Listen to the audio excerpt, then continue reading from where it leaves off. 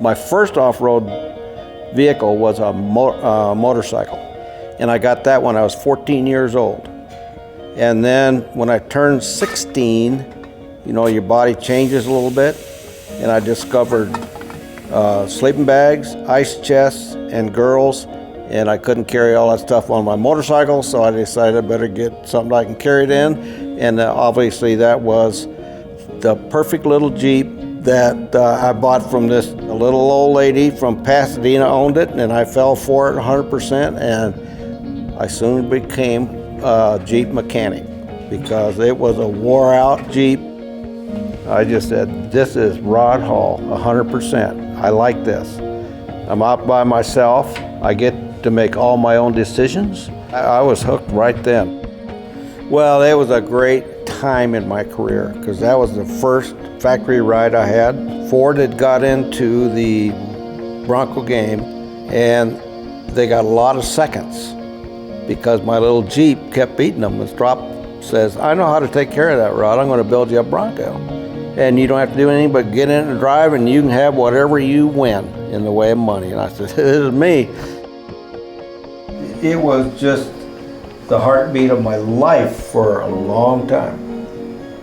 I'd get in that thing and fire it up, and that would be my car. Loved it.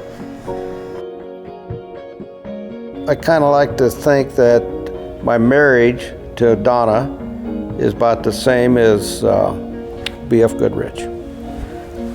And I used to say, yes, if my marriage to my wife was as good as my marriage to BFGoodrich, I would have no complaints. You know, I won the Baja 1000 overall in 1969 in a little Bronco and beat the motorcycles by about 10 minutes. That's when I used to pole vault out of bed. I don't do that anymore either, and I liked that because I didn't feel like I was ever, you know, Walker Evans or an Ivan Stewart, because those guys were fast.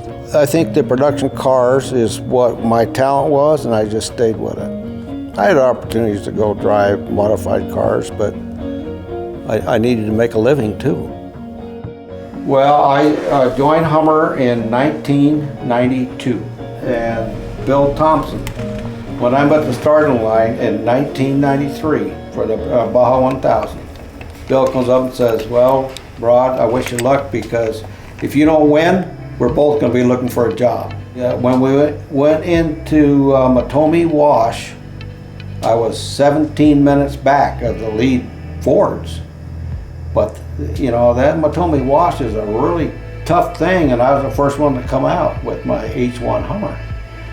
And then we never looked back. And we won it, so that was good. And so that launched my career with Bill Thompson and A.M. General.